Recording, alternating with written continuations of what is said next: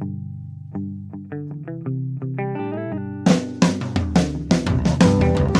only real God is the one that you believe in. Start looking for the God in others. And if you find you're tuning into a wave, well then I don't know much about being saved.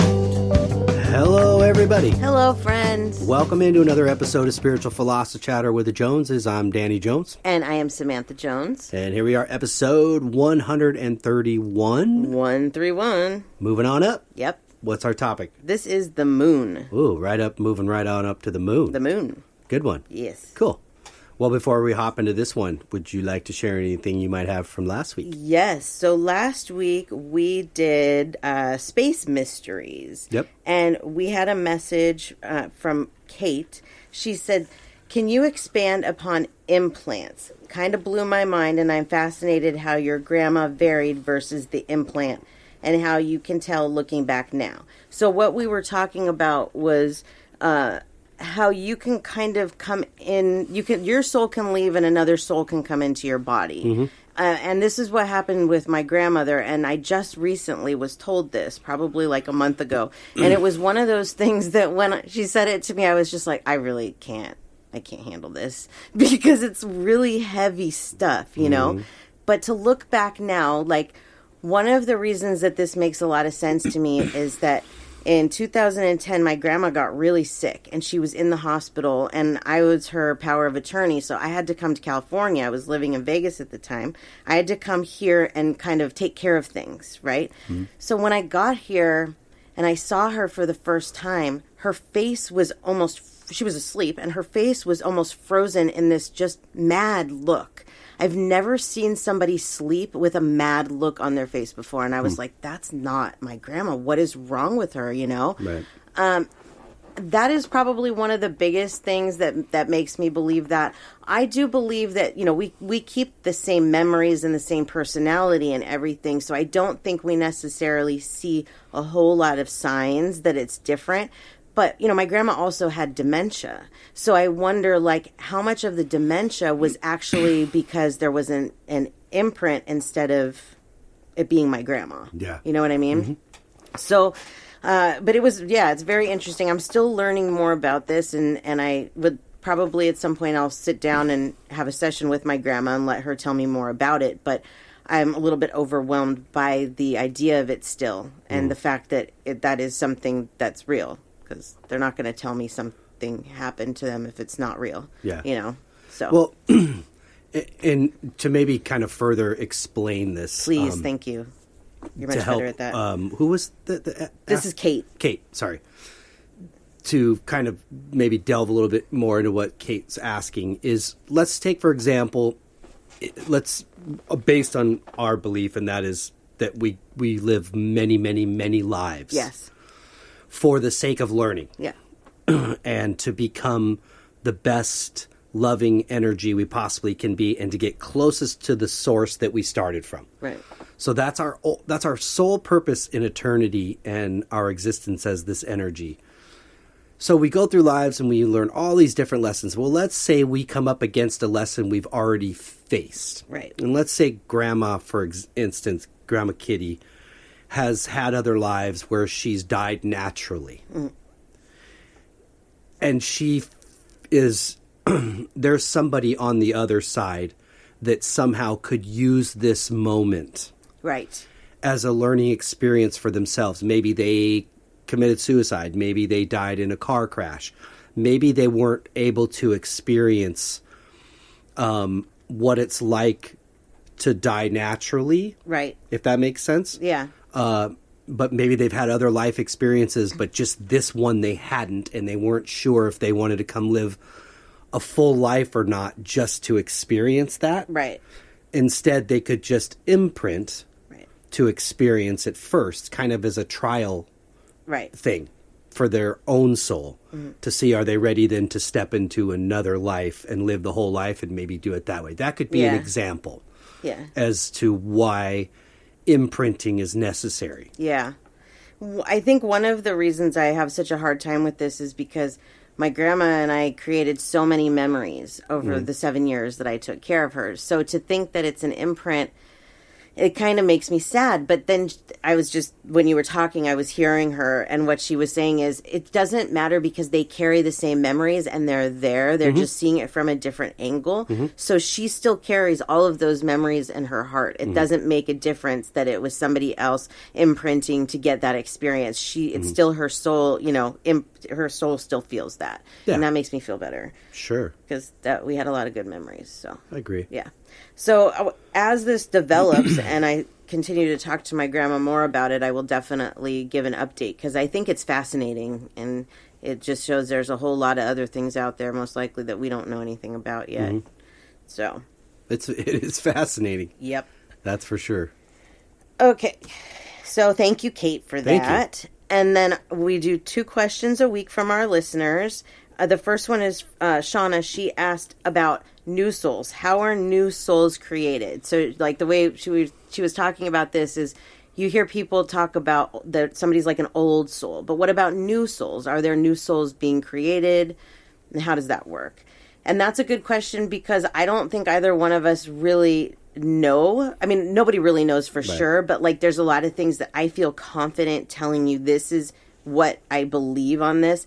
This is one thing that I'm not necessarily sure I 100% believe what I feel, but what I feel is all souls were created at once. That's what I would think. Yeah. That's what I feel. And that you just have the choice whether you want to come back here multiple times. So sometimes those souls don't want to come back here, or they, there are souls I believe that have never been here.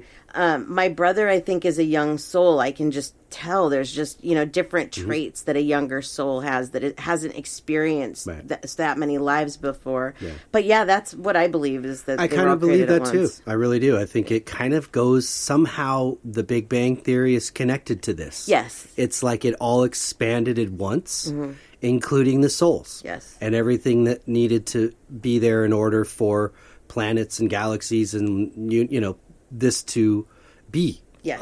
It needed to be that, expand. Yeah. And that was all part of it. It's like the energy itself, or God itself, in my opinion, said, I'm going to fan out now. And meaning I'm going to spread my wings. Yeah. And that means little bits of him, us, we're out there. Yeah. And we're just looking for a place to live a life. Yeah. But this being so vast and infinite makes it possible for all these different things to occur. Right, exactly. Yep. With so many souls. I mean, I don't know if it's infinite, but I feel like it's a ginormous number. Yeah. No, if not infinite, meaning souls. Yeah. Yeah, it absolutely could be infinite. Why not? Yeah. But that's what I believe, though. Yeah. So I hope that answers your question, Shauna. That was a great question. And Thank you, yes. And then Melissa, she asked a very interesting one as well. She said, with all the crazy things Matt Groening predicts on The Simpsons, do you think people time travel?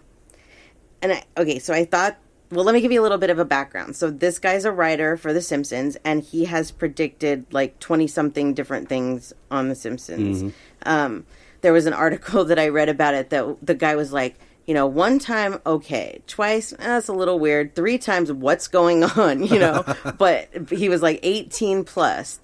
So my question then, before I answer this, back to everybody is, why does this make him a time traveler? Yeah, I don't understand how we jump to that immediately, but okay. Predicting things like Siegfried being attacked by a tiger and different things with elections. There's so many things, but why does that mean that he had to time travel in order to find those things out? Right. Why couldn't he just be psychic? Right.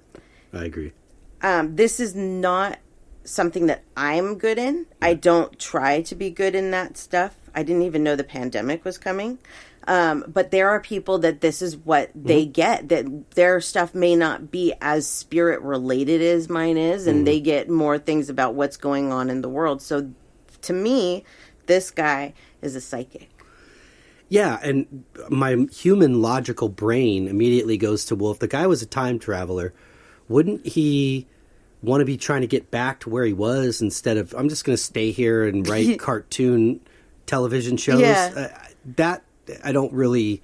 Do I believe in time travel? Yes. Yeah.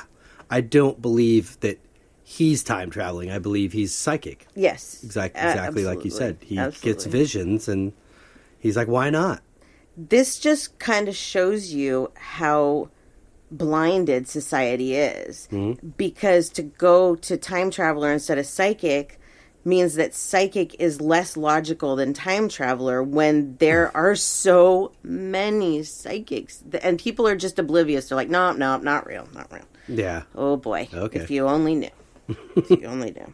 So, anyways, I hope that answers your question, Good Kathy. question. Yeah, I thought that was a great question. Yeah, I love that. Okay, and then we do a reading. Ooh. Yes. Okay. So this is from Jen. Jen says, "Hi Samantha, this is the best dog in the world, aka Dodger." I got two dogs hanging in here right now that beg to differ, but they're all the best dogs. Yeah. Is what I say. Every dog is the best dog in the world. Anyways, he's been dealing with some health issues since the beginning of the year and has been through a lot. Just seeing if you could pick up on anything that I could be doing to further help his healing and happiness. As always, thank you so incredibly much. So I actually messaged her. I wanted to see, because she's not here, if there was anything else that she wanted to tell me so that this could be an accurate reading for her. Okay. And this is what she said. "I just want to know about his comfort level. There's a chance he has a very rare cancer. We're finding out more this week. He's only 8 years old and acting like his normal self otherwise, so it's been hard. Just seeing if there is anything I can do to make him more comfortable or anything I can do, places to take him to make him happy. He's been mopey lately." Okay. And this is Dodger. He is a beautiful chocolate lab. Yeah, he is. Happy. He's a happy dog, yeah. Yeah. So give me a minute to connect to Dodger. I take it that's the blue bandana. They're Dodger Dodger fans. colors, yeah. Mm-hmm. Absolutely. Absolutely. Did she say that he was dopey? That was the first thing that came into me. And I can't remember if she said that or if I'm actually picking that up. But that was the first thing that I got, was he's just a typical dopey lab. Like, sometimes I say the chocolate labs are really the workers and they're very smart. And he is very smart. I'm not saying that. But he also has the dopiness of a yellow lab in him. He's a lighter colored chocolate, too. So he is. He is a rustiness. Like a bit of a mix. Yeah, he's beautiful. But, yeah, dopey and just happy. And I see him, what he's doing is... Okay, so I see you standing and I see him running like towards you and being excited and kind of bouncing around and then turning back the direction that he was coming from, running and then coming back to you. So he's like, do you see what I mean? He's leaving, coming back, like, oh my God, I'm so excited. Follow me. And then he goes, so he's just saying that he's excited and he has some stuff to tell us. So follow him is what he's saying. All right. He feels fine. You know, there's the normal things that you feel. There's the hips. I can kind of feel that. I'm being drawn to the teeth a little bit, that there might be some issues there. One of the things I'm feeling is that he's got one in particular that may be ground down a little bit too much. This can happen from like chewing on tennis balls or bones. They just grind their teeth down. But I feel like there's one that is a little bit painful because he's ground it down a little bit too far. But as far as pain level goes on a normal basis, I don't feel that. Let me have a look real quick. What I try to do with dogs that there could be health concerns with is like a body scan. Like, show me anywhere in your body that feels weird. And, okay, so she didn't mention what kind of cancer this is, that they think this is. But the only place that I'm really feeling something is from his stomach.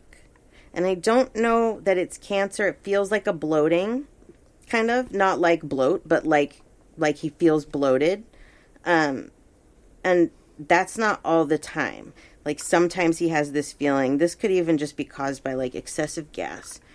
But as far as, like, how he feels about it, he doesn't feel like there's anything seriously wrong with him. So I'm hoping that his feeling is correct on that. I'm not, like, we're going through with Betty that Betty has bone cancer, actually. And that's not rare in Great Danes, but I can feel it. When I tune into her, I can feel the pain in the bones. And I checked on him, and I don't feel pain in his bones besides normal hip stuff. So if that's something, I don't think that's this. I just feel like there's something internally that's making him feel bloated that may be more inflamed. So, anyways, that's what I'm feeling physically from him. As far as what he needs from you, he says that you're a wonderful dog mom. Oh, cool. That you treat him the same way that you do your son. That it's like he's just a part of the family. Jen's the one, she has the pig. She recently adopted a pig. Oh, neat. And the pig's just become a part of the family. It's so cute. And he loves that pig. Loves the pig. He doesn't understand what he is and why he smells so different, but he loves him. Well, that's cool. And so for him, like, when I try to say, what do you need? Do you need something else? I don't feel like he's mopey because he needs something. I feel like he's mopey because he knows that there's something going on and he doesn't know what it is. He feels the tests that have been going on and the trips to the vet, or, those types of things. What is this all about? But he's not understanding exactly what it's about. So I'm going to tell him that they're just trying to make sure that he doesn't have something wrong with him, that there's not something that they need to medically treat or whatever. I'm not going to get into details because, we don't need to go there yet. And just let him know that it's okay. And so I'm hoping that will help him bounce back to his normal self. But he is, feeding off of you as well, like your nerves, and he reads your mind. And so he knows, you're worried, oh, Dodger, is he feeling okay? What are these test results going to come back as? And so it's good to just kind of relax around him. And it's hard to not think about those things, but maybe try not to think about those things. Yeah. Around him, and just know that it's gonna go. I feel like this is gonna be okay, is my point. I don't see anything drastic, so that's good. So I'm hoping that's what's gonna go here. So there you go with Dodger. But Thanks. He loves you very much. He's a very sweet dog. I want to give him a giant hug right now. Yeah, he's cute. He is. So thank you, Jen and Dodger. Thanks, guys. Yay. So that's all I have for you from last week. Very good. Yay. All right, then. Well, episode 131, The Moon. The Moon. So we're doing this series on mystery, right? And the moon is really just a giant mystery. Nobody really knows much about it. Where did it come from? What, really anything. Why does it control the things it controls? So that's kind of what we're going to talk about today, is, what the possibilities are. Yeah. And we'll philosophy chat like we always do. Of course. So first, let's talk about what the moon actually is. So the moon is Earth's only natural satellite. It is about 1/4 the size of the Earth. It is the largest natural satellite in the solar system compared to the size of its planet. And it's actually the 5th largest satellite overall. Wow. It is 238,000 miles from Earth. And the atmosphere is made up mostly of 3 gases: neon, helium, and hydrogen. And when I read that, I felt stupid because how did I not know that helium was a gas? I mean, that neon was a gas. I didn't know that. I had no clue. But where did the moon come from? Like, this is one of the biggest mysteries of all. Where did it come from? We don't know for sure. Honestly, how it got its start. But the most widely accepted hypothesis is that the moon began as a magma ocean, a giant ball of molten lava orbiting the Earth. This in turn led to a further hypothesis that the moon was born out of the Earth itself when a giant impact from a Mars-sized object ejected debris into orbit. Further studies of moon rock show the material that formed the moon also formed Earth, adding more support to this idea. Right. I don't think that that's illogical, that the moon could just be a piece of the Earth that, I don't think it's impossible. No. I mean, it's really hard to think of something else other than maybe just when this particular solar system was starting to be born and develop, it was just a smaller planet maybe that died, right? Whatever couldn't survive, and then got sucked into our orbit. Yeah. Who knows? Who knows, yeah. How do we explain other planets in our solar system that have multiple moons, yet they don't look like they're of the same composition? Right. So it would be neat if we could somehow... we know that there's traces of water on the moon. Yes. Is this the same H2O that's existing on Earth? Yeah. And could we connect its composition to the Earth and say, okay, it's definitely an offspring of... Yeah. When I try and connect to this and see if I can see anything, the one thing that I do see is the moon as a dying Earth. Mm-hmm. And so that makes me think that that's probably correct. Because I see the moon, and not that it had plants when it started as the moon, but maybe. But that's what I'm seeing is all these plants on it and them just all shriveling up and dying, and it's just nothing anymore. They can't survive in that kind of atmosphere. So to me, that says... And very little sunlight. Very little sunlight, yes. Because we were talking about why are we going straight to Mars to try and colonize instead of the moon? And I knew there had to be a reason. Right. And so I looked it up, and that's exactly what it said, was that the moon doesn't get enough sunlight to sustain food and plants, for us. So it wouldn't be good. That makes sense. Yeah, for sure. So something that is really kind of a mystery is that our moon is attached to our gravity. So it doesn't rotate, it stays with us, which is called tidal locking. Okay, so there's a reason why we only see one side of the moon, and that's the tidal locking. It's tidally locked, which means the same side faces the Earth, always faces the Earth. This is not uncommon for moons in our solar system, but it's unclear how it happens and why. The moon is locked to us. Not why, but how. The moon is locked to us because it is so close to the Earth. So that's why. If it were closer, it would have been torn apart because of the Earth's Roche limit, which basically means that if the moon got closer, the magnetic force would make it explode. Yeah. And there's a boundary there for that. And we were trying to figure out if it worked the other way, because the moon is moving farther away from the Earth every year. What they say, an inch and a half every year. A year. Yeah. I have that somewhere in my notes, but and it states that the rate in which it moves away varies. Yes. So it's not always the same rate.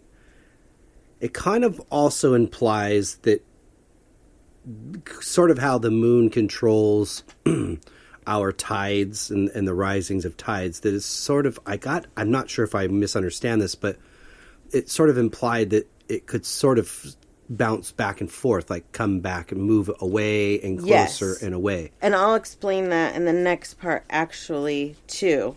Let me read you this screenshot, though. This is one of the articles that I read that I found. It's from Cornell University. It says, the moon is slowly moving away from Earth. However, this does not mean that the moon will ever permanently leave us. Similarly to how tidal interactions between the Earth and the moon have caused the same side of the moon to always face Earth, Earth's rotation period also is gradually slowing down to that point. Scientists predict that it would take 50 billion years for Earth to slow enough to permanently face the moon, at which point the moon would stop receding from the Earth and moon-induced tides on Earth will cease. But 50 million years is a very long time period, especially since the death of our sun in 5 billion years will likely engulf both Earth and the moon. Right. That is something that I used to totally freak out about. Yeah. And I would freak out about it in my own head that the sun was going to explode, and I don't know why. I was like, oh my God, what if one day the sun just explodes? And then I went to the Griffith Park Observatory and I saw a whole section on it, and I was like, what?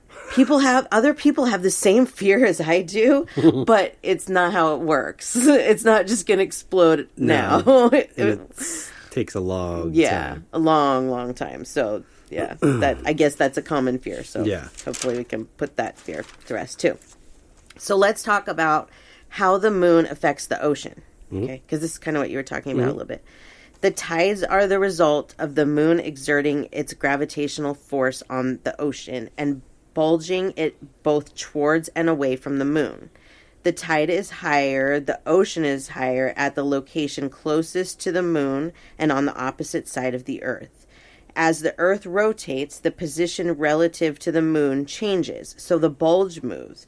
Every 6 hours, the tide goes from low to high and back to low again. There's two lows and two highs in a 24-hour period. Wow. Yeah, but it's still unclear really as to why. Right. What conditions encourage that to happen? It's mysterious, right. Why it does this. And to read like what we just read before about how that would stop, wouldn't that be weird? It definitely seems like it has a lot to do with keeping motion, like the circulation of the ocean in a lot of ways, which is beneficial to sustaining life within the ocean itself. Yeah. But yeah, it's what is the true purpose? Those are the kind of questions it's like, I can't wait to... I know. When I die, it's like, I got a list of questions. And that's another reason why, I always talk about this being a simulation, but everything works so well together. Like, if the moon didn't do exactly what it does, then the ocean tide wouldn't do what it does. Right. And that's pretty wild to think about, how can something that's so far away influence us? But that's magnetic energy, and I think that magnetic energy is used in a lot more things than people even realize, And the fact of evolution. Yeah. That these two bodies aren't behaving the way they behaved when they were first born. Right. They're always gradually changing, yet they could sustain life, and we ourselves can evolve as they're evolving. Right. So we can change right along with it. It's like just perfectly made. Yeah, it is perfectly made. Everything works and moves and changes accordingly. Yeah. To me, if that isn't proof that there is something divine at play here, I don't know what does. Even the human body, everything works in a certain way. And, if your heart didn't work, then your brain wouldn't work. And, your lungs wouldn't work. And everything is kind of connected in its own way. And you need all of it. Yeah. So it's just, the universe is created, with divinity. So the moon affects the ocean. But humans are 70% water, right? So why is it crazy to believe that the moon would affect humans? As maybe not as much as the oceans, but in some way that it would, affect us. So that is another mystery. A lot of humans and animals are sensitive to the moon and its stages, but why? Researchers theorize that humans are reacting to subtle changes in the Earth's magnetic field that occur in the moon's phases. When the oceans flow with the tides, the salty water, which is electrically conducting, causes the Earth's magnetic field to fluctuate. And then they said, seeing how the humans are made up of 70% water, it only makes sense that the moon would have a similar impact on us. Sure. Because the Earth is 70% water. Yeah. Or 75%, 3/4. Right. I used to I've heard this my whole life. Oh, it's a full moon. That the crazies come out on the full moon. When my grandma, when I was taking care of her, one of her caregivers would always text me when it was a full moon. Get ready. Here's the full moon. Here comes Crazy Kitty. Because she would always, it seemed, with the full moon. That's a tale that has been passed down through generation after generation after generation. I mean, so old. But it's not a tale. It's not a tale. No. That's what I'm saying. It's something that you hear as like folklore, but it's not. It's been around for a reason, because it's true that the moon has an effect on us. Yes. Just like it has an effect on the Earth. We're all connected. Yeah. There's a higher crime rate on full moon and the new moon. And I didn't realize that the new moon has similar things as well, that it can make you feel similar things. Some of the ways that the moon can affect you is your sleep, especially within 3 days of the new moon and the full moon, that can really affect your sleep. Anxiety, fertility, period cycle, mood fluctuations, and especially during like I said, the full and the new moon, those mood fluctuations. It makes sense. I wish that we could do more research on this, that there was more done to find out why this happens, why it fluctuates our mood so much, because we absolutely know that it does. Yeah. The full moon is also great for other things like cleansing and charging crystals. Yeah, I believe it has a lot of healing energy as well. Right. Exactly. It absolutely does. And there's like moon water, a lot of spiritual people make moon water, which is just getting like a glass, like we have, what do you call those? Like mason jars. Yeah. Like we have the big mason jars, and you fill it with water, and a lot of people actually put crystals in the water as well. Like if you have something like, say you want to attract love, and rose quartz is a crystal for love, then they put the rose quartz in the water and they put it out, and then they let the moon charge it. So cool. Yeah, it's so the moon has a lot of properties to it, not just to make us crazy, but to heal us as well. We do that for ourselves. Yeah, we do. We do. We have since 1969, we have landed 12 people on the moon. And these astronauts have collected rocks, they've taken photos, they've performed experiments, and even left a flag behind. Yep. But you had asked the question of why haven't we gone back? Yeah. And so this was something that I kind of tried to explore. Now, what are your thoughts of why we haven't gone back to the moon? Well, I think, it's pretty barren. Yeah. And so, like you said earlier, that I think within one landing of the moon that we were pretty much able to tell that not much is going to grow here. Yeah. So what is the purpose? What would be the purpose of really colonizing such a barren place? Right. That would be my first reason. Is, there's a lot of conspiracy theories about what is on the other side of the moon that we don't see. Or is there something else living on the moon in general, anywhere on it, that we obviously can't see with the naked eye from here, but maybe they did see in some of these missions to the moon. Right, exactly. So there's also a conspiracy theory that the moon is man-made. Right. And it's an observation place for other life. I don't think it's man-made. I think it's natural. I do think that it's visited by other things besides ourselves. Right. And is used as an observation place just for its own terrain and,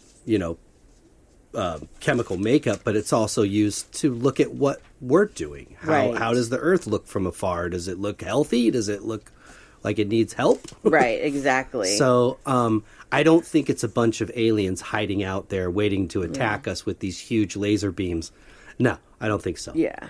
There's so much conspiracy as to why, we haven't gone back, or did we actually even go there at all? Yeah, that's a little ridiculous. Yeah. So, these pictures are fake. So this is something that I tried to connect to today to see, what my guides would tell me about it. And yeah, I don't see any BS here.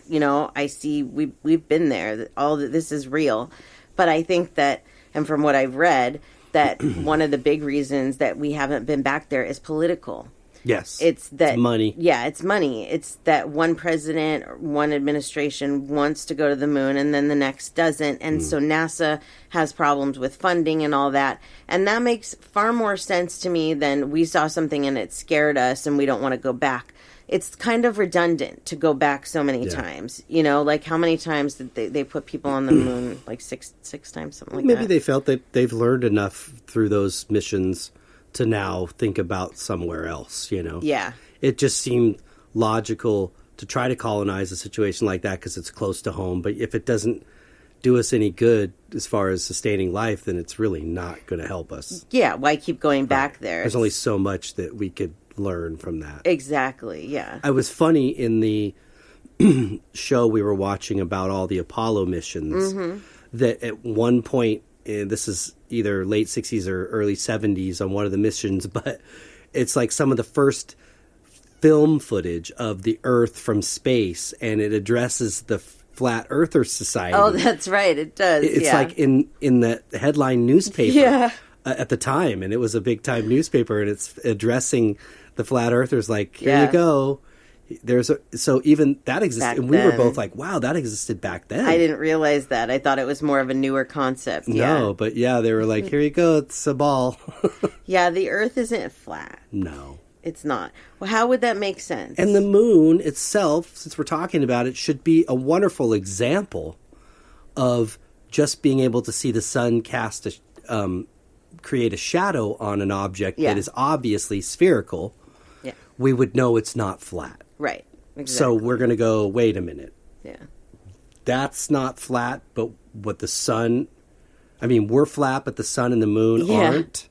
That doesn't make any sense. No, it doesn't make any sense. I don't know. There was one thing that I saw about flat earthers that the guy was basically just like, you know what? It's a good time to get together with other people. Like it was a social reason or something. Like he didn't even really believe it so much. You could go play bingo.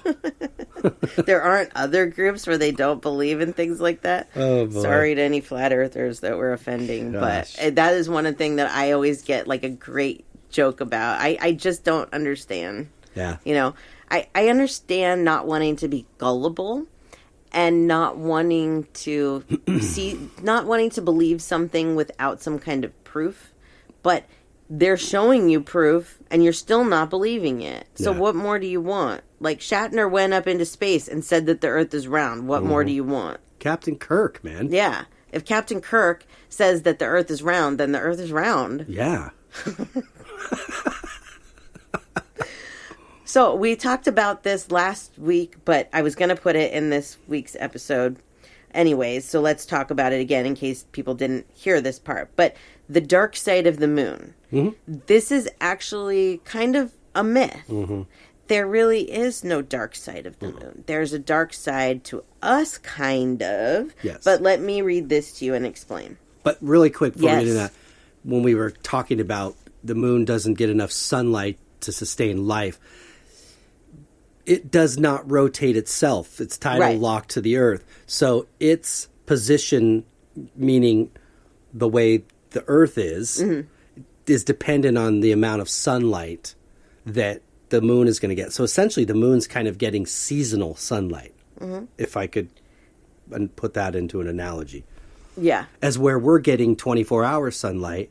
Right. Or 12 hours of sunlight, excuse me, because we rotate. Right. They're getting, moon's getting less. Okay. So let's see. The hemisphere of the moon that is facing away from the Earth, in reality, it's no darker than any other part of the moon's surface, as sunlight does in fact fall equally on all the sides of the moon. We don't see the far side because the moon is tidally locked to the Earth. The moon does not rotate, but it rotates at the same speed that it rotates around the Earth. That means the same side is always facing towards us. So this kind of dark side of the moon is just, a myth and an album title. But, it's something... It's a cool title. It's something that, my whole life I've thought, there's a dark side of the moon. What's over there? Yeah. Nobody sees it. It doesn't get sunlight. Well, that's not really it. It does get sunlight. It's just that we don't see it. Yeah. We don't ever see it. Did they go to the dark side of the moon when they went? I would think so. I think China just went recently, and they did. They specifically landed on the other side. Did they? So. Yeah. But I haven't read, I think their information's a lot more locked down, but I haven't read a lot of about that. But that's pretty recent that they did that. So I was kind of hoping to hear more about, what it is. If there's anything, on there or living on there, they're not looking for confrontation. No. They're simply existing in a universe the same way we are. Right. If they're there, I would guess that they're inside. Yes. And I was gonna say that. Not on the outside. Mm-hmm. But that's the same for our solar system in general. I think there is life on other planets in our solar system. It's not what we would consider maybe necessarily intelligent life. Right. But there's definitely life. And so I wouldn't even put it as far to say that there's not life, on the moon. I think at this point, anything's possible. Yeah. I didn't see it when it happened, but I guess they found water on the moon, like the last couple of years, which it's not like it's sitting there on a lake on the moon. You know, there's like water particles or whatever. But I think that's one of the reasons, too, that they believe that the moon could have come from the Earth, because it does have this remnants of water. Right. But that could mean that there is life in the moon, like you said. Sure. It doesn't have to be, though. That's something that I always think about, is it's like that just because there's water there doesn't mean that creatures use the water. Maybe they don't. Maybe we think of it in human terms, you know. Another thing that they showed on those Apollo missions was that as you brush away what looks like just gray dust, it's more reddish, brownish, oxidized looking dirt. Yeah. You're just seeing what the immediate atmosphere is doing to the ground cover, which just kind of turns it a gray. Yeah. You know? But it's pretty interesting. I kind of was thinking about all the crap we've left on there through these missions, because it's more than just a flag. That part's a bit of a bummer. It's like, why can't we figure out a way to go take that stuff and get it off there? Because there's like cars and you know, old launching things, and who knows. But I definitely don't think that was a fake. I think that for sure happened. Yeah, I think so too. Yeah, and it's amazing. It's a testament to what we actually can do. Yeah, when we sort of all put ourselves together. And some of these missions, like the one that Tom Hanks was in, Apollo 13, which was a bit of a sketchy one, that mission, but they survived. And I tend to believe that was the energy of the people that were ensuring, just by willing them home safely, they made it home. Yeah. Because let me tell you, they were stacked against all odds. Yeah, oh yeah. In that one. That's a good movie if you haven't seen it, Apollo 13. It's really good. It's a great movie. And just when you think about the amount of technology that we were at to do it then, it's difficult to do that now. Yeah. And they were doing that then. I know. So it's pretty incredible. I've always been, you know, I look at those people, those philosophers that, you know, ancient, whatever it's Plato or Socrates, and thinking about what they must have pondered as they stood out the night sky and stared at this body and tried to figure out for the rest of humanity to explain to us what this is. Right, for sure. You know, and fast forwarding now centuries down, you know, time, and realizing just how smart these gentlemen were to actually understand and map a sky without telescopes and know what the heck was going on out there. It's pretty incredible. Yeah. And now we're seeing footage of, you know, some might debate whether it's real, but there's a lot of even like home footage that we're seeing of whether it's NASA footage or home footage of people's like telescopes where there's clearly things flying in front of the moon, you know, and it's like, and it's not ours. Right. So again, that just kind of reaffirms for me that we're not alone. Yeah. We don't need to panic. They're not hiding out there to attack us, because anything that can fly like that, and we can't, if they wanted to do that, they would have done it a long, long, long time ago. Yeah, there was one thing that you had brought up about space in general that we might as well talk about, because we've been working on space as well as the moon. But that was the Dark Knight. Is that what it's called? Dark Knight Satellite. The Dark Knight Satellite. So do you want to explain what it is? There's I don't know if you want to call it a conspiracy theory or a theory that there's this object out that we've been tracking for at least 50 years, but they believe it could be hundreds to thousands of years. It's a weird shaped looking object. Some call it space blanket debris, but this thing has orbited the Earth.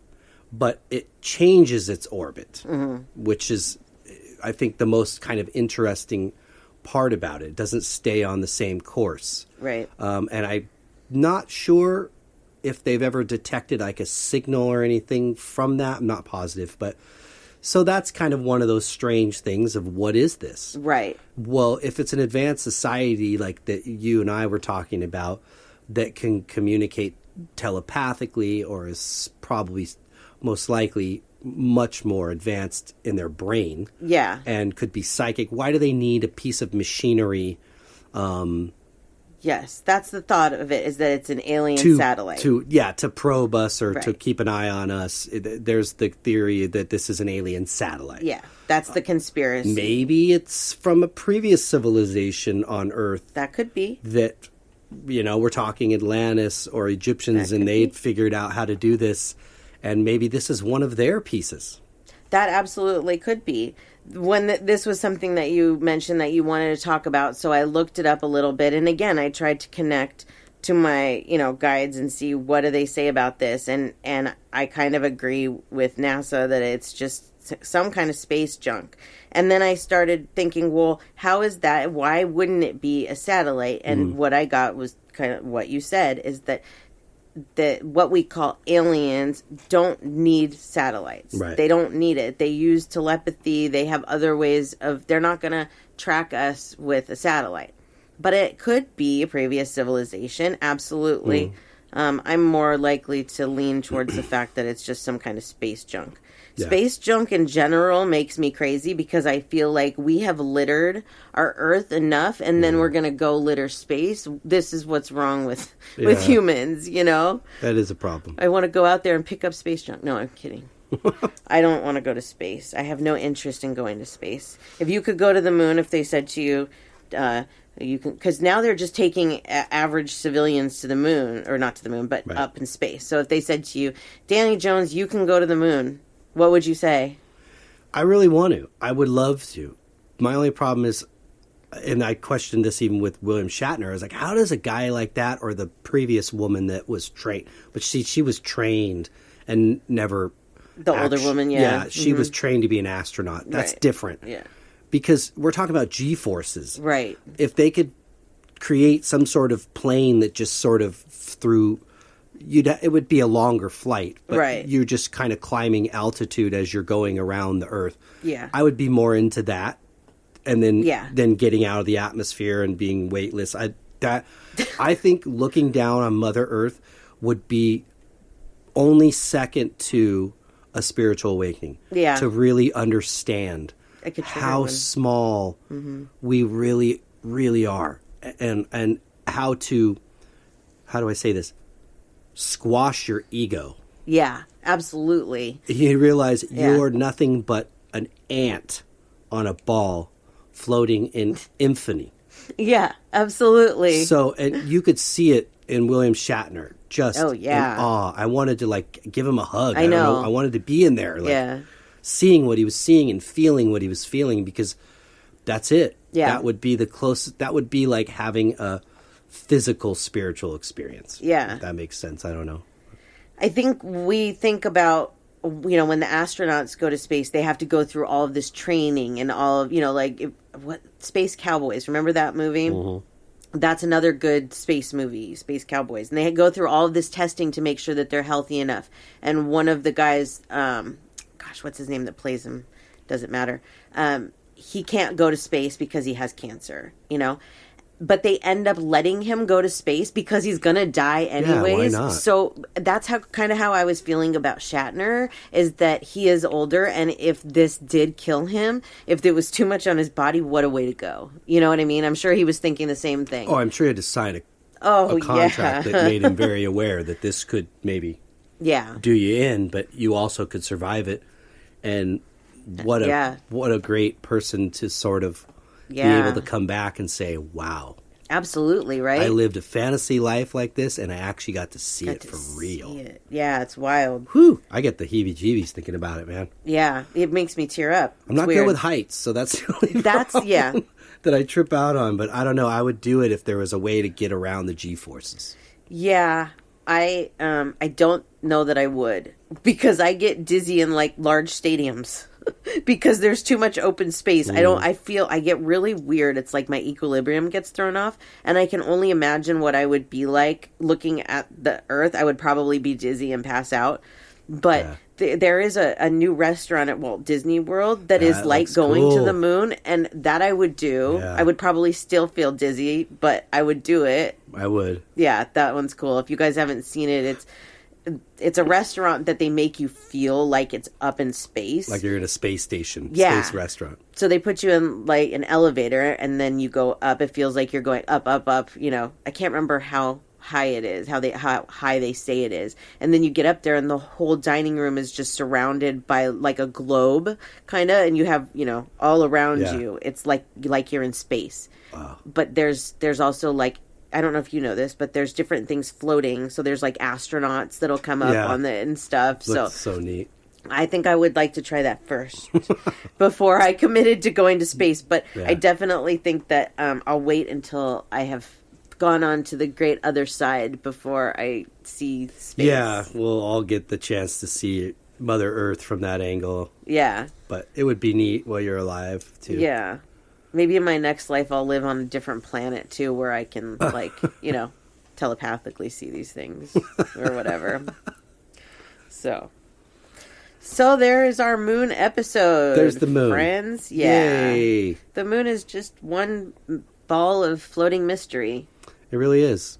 Yeah. Like so many other things, but I look forward to those questions being answered one day. Yeah. And I know that there's just, even science alone isn't going to be able to tell us exactly when and how and what it looked like and what it sounded like. It's just not possible, but you will at one point, all of us, be able to experience that. You know, and understand it. I don't think we should discount anything. You know what I mean? Like maybe long billion years ago, the moon did have plants on it. Mm-hmm. Maybe it did rotate in a different way, and so it did get sunlight, and then everything just died off. We don't know. We have no clue. Nobody so it's knows. Kind of wild to just think about the endless possibilities. Yeah. You know? So. It is. Sometimes just alone to sit there and kind of ponder it. Yeah. And imagine, what if the moon was alive at one point? What would that look like? Yeah, exactly. You know, like a little mini Earth. Yeah. Yep. Exactly. Pretty cool. Yeah. Well, good job. Yeah. I have fun. Yeah, me too. Well, before we say goodbye to our friends, would you like to share your page? Yes, you can find me on the internet at SamanthaJonesPsychicMedium.com. And excitingly now, you can book your appointments online with me, which is cool. So you just go to the appointments page, and it's all right there for you. And then if you'd like to reach us here at the show, you can email us at spiritualjoneses@gmail.com. And you can find us on Facebook and Instagram at spiritualjoneses. And don't forget, we have a discussion group. So if you go to the Facebook and the at Spiritual Joneses Facebook, there's always a link there. I put a link every week when I put up what our topic's going to be. I put a link there so that people can go straight to the discussion group. And we have a lot of fun in there. That's where we talk about all these topics and stuff. So, cool. Yeah. Fun. Yes. Very good. Yeah, and then you, sir. Yes, for my art, djonesartcollection.com for the web, at djonesartcollection for Instagram and Facebook. And for the music, gypsybrown.com for the web. I'll leave it at that for now. And that's all for me. Yay. Yay. Fantastic. Well, we hope everybody got something out of this. That we do. I did. I love to talk about it, look at it, ponder learn about it for sure. And learn about it. Yeah. Very good. Yep. Well, we hope everybody has a great week. That we do. And until next week, Peace and love.